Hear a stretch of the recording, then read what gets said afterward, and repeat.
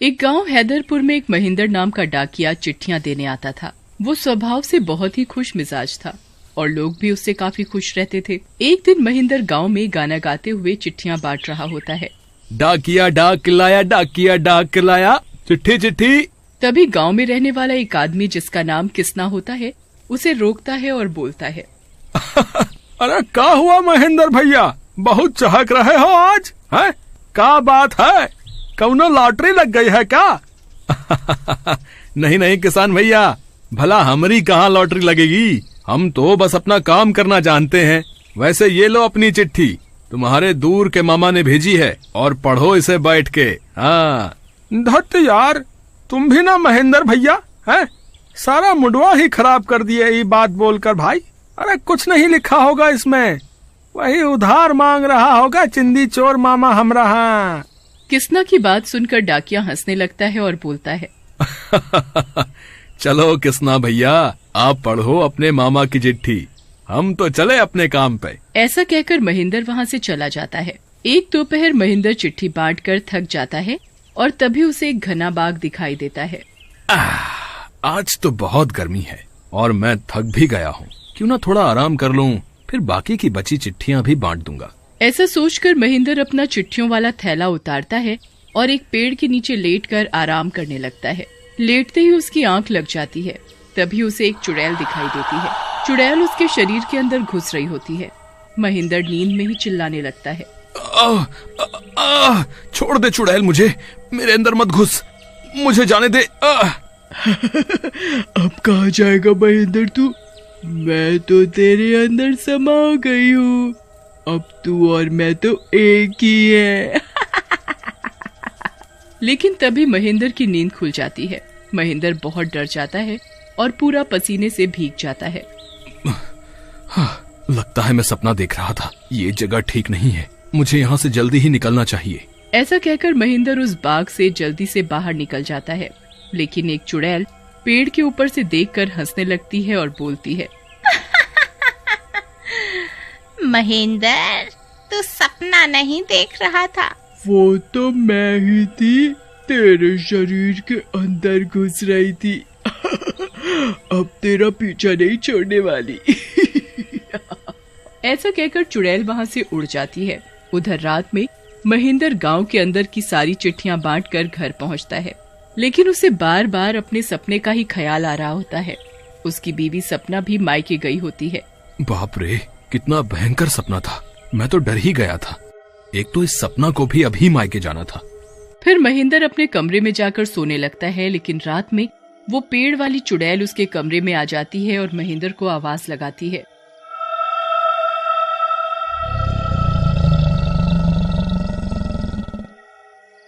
महेंद्र, ओ मेरे प्यारे महेंद्र, जल्दी से उठ, उठो ना। चुड़ैल की आवाज सुनकर महेंद्र हड़बड़ाकर उठ जाता है और चुड़ैल को अपने सामने देखकर काफी घबरा जाता है।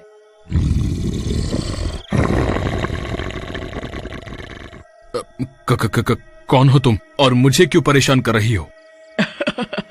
मैं बाग वाली चुड़ैल हूँ, मुझे तेरा शरीर पसंद आ गया है, अब मैं तेरे शरीर में ही रहूंगी। इससे पहले महेंद्र कुछ समझ पाता, चुड़ैल उसके शरीर में समा जाती है और महेंद्र दर्द के मारे बेहोश हो जाता है। जब उसे होश आता है, चुड़ैल उसके शरीर पर कब्जा कर चुकी होती है। अगली सुबह महेंद्र वापस अपने काम पर जाने के लिए तैयार होता है और काम पर चला जाता है। लेकिन वो किसी से कुछ नहीं बोलता और अपना काम करने लग जाता है। तभी किस्ना उसे देखता है और बोलता है और महेंद्र भैया, कहाँ जात हो चुपके चुपके? भाभी घर आ गई है का, जो जल्दी से घर पहुँचना चाहत हो, है? महेंद्र को किस्ना की बात पर गुस्सा आ जाता है और वो बोलता है अरे वो ससुरी कहाँ आई है अभी, लेकिन तुम्हारा मनी ऑर्डर आया है, कौनो भेजा है शहर से, जरा साइड में आवा तो दे दे मैं तुम्हें। हाँ हाँ सच में भैया, तो दे दो हमका, बहुत दिनों से हमारा हाथ खजला रहा था, हमको लग ही रहा था पैसा आने वाला है कहीं से। हाँ रकम जरा बड़ी है, यहाँ सबके सामने देंगे तो तुम्हें लूट लेंगे गाँव वाले। एक काम करो, चुपचाप चले चलो, अकेले बड़ी रकम का नाम सुनकर किसना को लालच आ जाता है और वो बहुत खुश हो जाता है और महेंद्र के साथ चलने लगता है। और गांव के बाहर जाने पर, भैया अब तो हम गांव से काफी दूर आ गए हैं और यहाँ पर कोई है भी नहीं। लाओ अब हमरा मनी ऑर्डर दो जल्दी से, हमरे हाथ खुजला रहे हैं। हाँ। लेकिन तभी महेंद्र का रूप बदल जाता है और एक चुड़ैल वहाँ आ जाती है। इतनी जल्दी भी का है किसना, मनी ऑर्डर तो तुम्हारा ही है। चुड़ैल को देखकर किसना वहाँ से भागने लगता है। अरे मर गया रे, ये कहाँ फंस गया, ये तो चुड़ैल निकली। मनी ऑर्डर तो मिला नहीं और जो जान है शरीर में वो भी जाएगी लगत है। भाग किसना रे, अरे अपनी जान बचाकर भाग भैया है। लेकिन किसना ज्यादा दूर नहीं भाग पाता, चुड़ैल उसे पकड़ लेती है और मार डालती है। इसके बाद तो चुड़ैल अक्सर गांव में किसी न किसी आदमी को मार डालती। महेंद्र के शरीर के अंदर होने की वजह से उसे कोई पहचान भी नहीं पा रहा था। गांव वाले भी रोज रोज होने वाली इन मौतों से दुखी हो गए थे।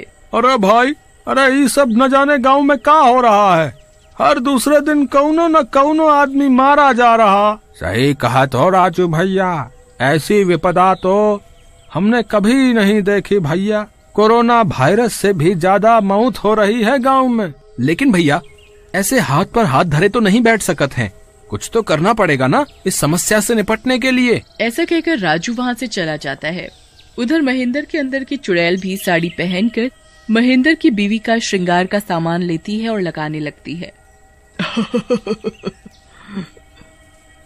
इस महेंद्र के शरीर का तो फायदा ही अलग है।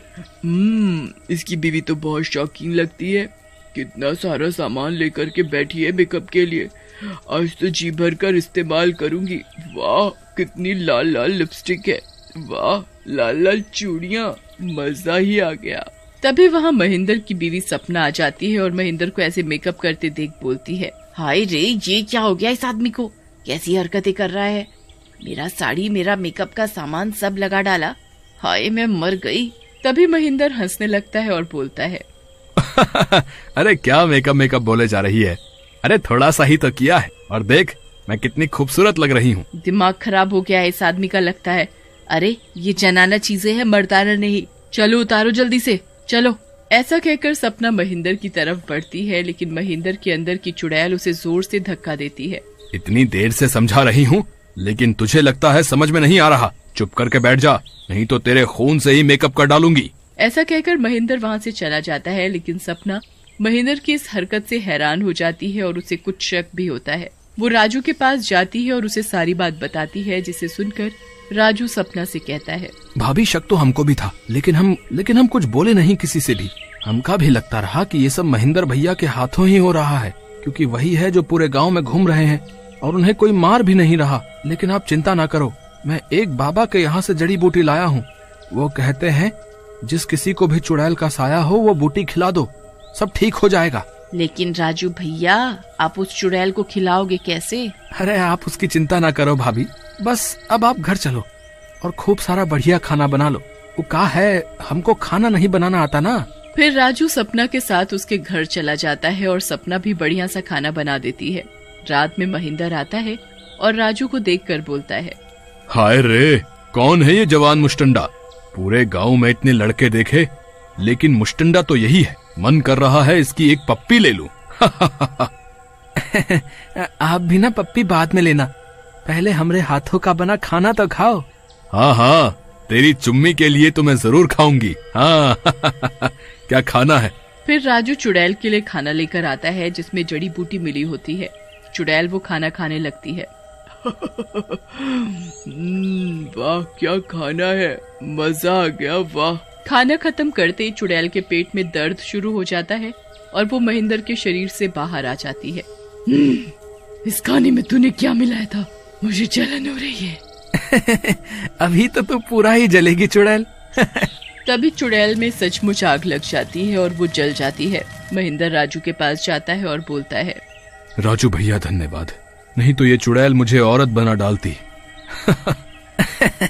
वो तो है, लेकिन महेंद्र भैया औरत के रूप में आप लगते कमाल हो। हाँ। एक गांव में मंगलू नाम का एक गरीब धोबी रहता था। बेचारा जैसे तैसे लोगों के कपड़े धोकर अपना और अपनी बीवी मालती का पेट भरता था। उसकी शादी को काफी साल हो गए थे, पर उनकी कोई संतान नहीं थी। मंगलू की बीवी हमेशा भगवान से यही प्रार्थना करती कि उसकी कोई अपनी संतान हो जाए, पर ये तो उसका एक सपना ही रह गया। बेचारी मालती पूरा दिन दूसरों के बच्चों को खिलाकर अपना मन बहलाती। अपनी पत्नी मालती को ऐसे देख मंगलू को बड़ा ही दुख होता था, पर वो बेचारा कर भी तो क्या सकता था। एक दिन जब मंगलू और मालती नदी किनारे बैठे कपड़े धो रहे थे तो उसे किसी बच्चे के रोने की आवाज आती है। अरे ये किसके बच्चे के रोने की आवाज है? हाँ, आवाज तो मुझे भी आ रही है, पर आखिर आ कहाँ से रही है। वो दोनों इधर उधर देखने लगते हैं तो उन्हें नदी में दूर से टोकरी बहती हुई आती दिखती है। बच्चे की आवाज उसी टोकरी में से आ रही होती है। अजी, वो देखो, मुझे लग रहा है कि ये आवाज उस टोकरी से आ रही है। चलो जल्दी से चलकर देखते हैं। मालती और मंगलू जल्दी से उस टोकरी को रोकते हैं। सच में उस टोकरी में एक छोटा सा बच्चा होता है जो शायद भूख की वजह से बुरी तरह से रो रहा होता है। हे भगवान, ये तो सच में किसी का बच्चा है, पर इसको ऐसे टोकरी में किसने डालकर यहाँ छोड़ दिया। भगवान जिसको औलाद देता है उसे कदर नहीं होती, और जिसे कदर है उसे भगवान औलाद नहीं देता। मालती उस रोते हुए बच्चे को बड़े प्यार से गोद में उठा लेती है और उसे गले से लगा लेती है। ये बच्ची कितनी प्यारी है, समझ नहीं आता कि कोई इतनी प्यारी बच्ची को कैसे छोड़ सकता है। अब इस बच्ची का कोई तो है नहीं, तो क्यों ना हम इसे रख लें। नहीं मालती, ये तो गलत होगा ना। जाने किसका बच्चा है, हम इसे कैसे रख सकते हैं। देखो, हमने इस बच्चे को कोई चुराया तो है नहीं, हमने तो बल्कि इसकी जान बचाई है। इस बच्चे पर अब बस हमारा ही हक है और मैं ही इसे पालूंगी। मालती मंगलू की एक बात नहीं सुनती और उस बच्ची को घर ले आती है। वो उसे पूरा दिन खिलाती रहती है और उसे खूब प्यार करती है। मालती उस बच्ची का नाम छाया रखती है और छाया के आने से उसकी जिंदगी पूरी तरह बदल जाती है। वो इतनी खुश पहले कभी नहीं थी। एक तो पहले ही हमारे लिए खाने को नहीं है और अब ऊपर से हम छाया को कैसे पालेंगे। मैं भूखी रह लूंगी, पर छाया को किसी चीज की कमी नहीं होने दूंगी। अगले दिन जब मालती छाया को आंगन में नहला रही होती है तो उसे छाया के गले में एक लॉकेट मिलता है। ये तो बड़ा ही महंगा लग रहा है, लगता है ये बच्ची किसी अमीर घर की होगी, पर मुझे क्या, अब तो ये हमारी बच्ची है ना। मालती छाया को नहलाई रही होती है कि तभी वहाँ पड़ोस की कमला आ जाती है और वो मालती को एक बच्ची को नहलाते देख बड़ी हैरान होती है। अरे मालती, ये बच्ची किसकी है? किसका बच्चा चुरा लाई तू? ये कैसी बात कर रही हो तुम? ये मेरी बच्ची है। वो मतलब ये मेरी दूर की बहन की बच्ची है। उस बेचारी का किसी हादसे में देहांत हो गया, इसलिए उसके परिवार ने इस बच्ची की जिम्मेदारी मुझे दे दी है। अरे वाह, ये तो तेरे मन की हो गई। तू तो हमेशा से एक बच्ची चाहती थी और देख, भगवान ने तेरी सुन भी ली। पर तुम गरीब लोग इस बच्ची का ध्यान कैसे रखोगे? इसे पालोगे कैसे? अरे हम दिन रात काम करेंगे और इसे रानी की तरह रखेंगे, बस फिर क्या। मंगलू और मालती दिन रात लोगों के कपड़े धोते और छाया की हर जरूरत पूरी करते। वो खुद फटे कपड़े पहनते पर छाया को हमेशा सुंदर सुंदर कपड़े पहनाते। खुद भूखे रहते पर छाया को हर चीज खिलाते। धीरे धीरे करके छाया 5 साल की हो जाती है और अब मालती को उसकी पढ़ाई की चिंता होने लगती है। अजी, अब हमारी छाया स्कूल जाने लायक हो गई है। हाँ, पर स्कूल भेजने के लिए हमारे पास पैसे कहाँ हैं? आप ऐसे मत बोलो, आपने जो मेरी दवाई के पैसे रखे हुए हैं वो निकाल लो, पर छाया को स्कूल में डाल दो। कैसी बात कर रही हो तुम मालती? तुम्हारे शरीर में इतना दर्द रहता है, तुम बिना दवाई के कैसे रह पाओगी? हैं? उन पैसों के बारे में तो सोचना भी मत। मैं कुछ और सोचता हूँ। अब मालती को दिन रात छाया की पढ़ाई की चिंता सताने लगती है। मालती अपनी तरफ से पूरी कोशिश करती है और छाया को स्कूल में डलवाई देती है। देख छाया, आज तेरा स्कूल में पहला दिन है, तू अच्छे से पढ़ाई करना और किसी के साथ शैतानी नहीं। ठीक है माँ, आप चिंता मत करो। मालती अपने इलाज के पैसे छाया की पढ़ाई में लगा देती है और खुद तकलीफ सहती है। मंगलू को ये बिल्कुल अच्छा नहीं लगता, पर मालती को तो छाया के आगे कुछ दिखता ही नहीं था। एक दिन जब मालती बाहर आंगन में बैठी होती है तभी वहाँ छाया स्कूल से रोती हुई आती है। मालती उसे देख डर जाती है। हे भगवान, क्या हो गया मेरी बच्ची को? छाया बेटी, क्या हुआ? तुम रो क्यों रही हो? माँ, आज मैं स्कूल में गिर गई और मेरे कपड़े फट गए। देखो, मेरे जूते भी फट गए माँ। अब मैं क्या पहनूंगी? अब मैं स्कूल कैसे जा पाऊंगी? अरे पागल, तुझे ये सब सोचने की कोई जरूरत नहीं है। मैं हूं ना, एक काम कर, तू जल्दी से कपड़े बदल ले और ये कपड़े मुझे दे दे, मैं अभी इसे सिल देती हूँ। छाया कपड़े बदलकर फटे कपड़े मालती को दे देती है। मालती सुई धागा लेकर उस कपड़े को सिलने बैठ जाती है। कपड़े तो वो जैसे तैसे ठीक कर देती है, पर जूते कुछ ज्यादा ही फट चुके होते हैं, जो ठीक भी नहीं हो रहे होते। मालती रात को मंगलू से पैसे मांगने लगती है। आज छाया के जूते फट गए हैं तो मुझे उसके लिए नए जूते लाने हैं, आप मुझे कुछ पैसे दे दो। अरे मालती, घर में खाने को तो है नहीं और तुम पैसे मांग रही हो। मैं तो बोल रहा हूँ उसे स्कूल से निकलवा दो, क्योंकि मैं आगे इसकी फीस नहीं भर पाऊंगा। नहीं, ऐसे मत बोलो, मैं खुद काम कर लूंगी, पर मैं अपनी छाया को अच्छे से पढ़ाना चाहती हूँ। देखो मालती, हमें अपने घर के हालात भी देखने हैं। मैंने जब बोल दिया कि मेरे पास पैसे नहीं है तो नहीं है। कल से छाया स्कूल नहीं जाएगी, बस। मंगलू की ये बात सुनकर तो मालती को बहुत टेंशन हो जाती है। वो पूरी रात ठीक से सो नहीं पाती। वो किसी भी हाल में छाया को पढ़ाना चाहती है, इसके लिए वो कुछ भी करने को तैयार हो जाती है। अगले ही दिन मालती मंगलू के धोबी घाट जाने के बाद मालती छाया को स्कूल भेजकर काम ढूंढने निकल पड़ती है। गांव में उसे कहीं काम नहीं मिलता, इसलिए मालती को गांव से बाहर जाना पड़ता है। मालती को एक बहुत बड़ा घर दिखाई देता है, जिसके गेट पर एक औरत खड़ी होती है। वो औरत बड़ी ही खड़ूस, लालची और बदतमीज होती है। मालती उसके पास जाती है। मेम साहब, आपके पास कुछ काम मिलेगा क्या? नहीं, यहाँ कोई काम नहीं है, तुम जाओ यहाँ से। मेम साहब, मैं कुछ भी काम करूंगी, आप बोलो तो। मेरी छोटी बच्ची का सवाल है, अगर मेरे पास पैसे इकट्ठे नहीं हुए तो मुझे उसे स्कूल से निकलवाना पड़ेगा। उसके बाबा ने तो साफ मना कर दिया है कि उनके पास पैसे नहीं है, पर मैं अपनी छाया को पढ़ाना चाहती हूँ। ये अच्छा मौका है किसी से कम पैसों में काम करवाने का, इसे रख ही लेती हूँ। वो औरत मालती को काम पर रख लेती है, पर उससे इतने कम पैसों में खूब काम करवाती है। मालती तो काम मिलने पर ही खुश हो जाती है और मन लगाकर उस घर में साफ सफाई का काम करने लगती है। वो औरत मालती को जो पैसे देती है, मालती उन पैसों से सबसे पहले छाया के स्कूल के जूते लेकर आती है। ऐसे ही काम करते करते काफी दिन हो जाते हैं। छाया खूब मन लगाकर पढ़ाई करती है। सालों बीत जाते हैं और अब छाया पढ़ लिख कर डॉक्टर बन जाती है। उसके डॉक्टर बनने पर सबसे ज्यादा खुशी मालती को होती है। वो तो पूरे गांव में खुशी से नाचने लगती है और सबको बताती है कि उसकी बेटी डॉक्टर बन गई है। मेरा सपना आखिर पूरा हो ही गया, मेरी छाया पढ़ लिख कर डॉक्टर बन गई, डॉक्टर। ये सब तुम्हारी वजह से हुआ है मालती। तुमने जो छाया के लिए किया है वो किसी से छुपा हुआ नहीं है। अब आप दोनों को काम करने की कोई जरूरत नहीं है। ठीक है, कल मैं मेम साहब को जाकर मना कर दूंगी। वैसे भी मुझे पता है मैं कैसे उस घर में मेम साहब का काम कर रही हूँ। उनके जैसा लालची और कंजूस इंसान मैंने नहीं देखा। क्यों ना मैं भी आपके साथ उनके घर चलूं? हाँ हाँ बेटी, क्यों नहीं, ये तो बहुत ही अच्छी बात है। अगले ही दिन मालती एक मिठाई का डिब्बा लेकर अपनी मेम साहब के घर जाती है और छाया भी मालती के साथ जाती है। मेम साहब, मेम साहब देखो, मेरी छाया डॉक्टर बन गई। अरे वाह, ये तो बड़ी ही खुशी की बात है, मुबारक हो छाया। मेम साहब जैसे ही छाया की तरफ देखती है तो उसकी नजर छाया के गले में पड़े हुए लॉकेट पर जाती है। लॉकेट देखते ही मेम साहब के होश उड़ जाते हैं। क्या हुआ मेम साहब, आप चुप क्यों हो? नहीं कुछ नहीं, बस ऐसे ही। अच्छा मेम साहब, ये लो मिठाई, और अब मैं चलती हूँ। हाँ, और अब कल से मैं काम पर नहीं आऊंगी। मेरी बेटी ने बहुत बड़ा घर लिया है शहर में और अब हम उसी में रहेंगे और अब मैं काम नहीं किया करूंगी। ये तो वही है जिसे मैंने सालों पहले पानी में बहा दिया था।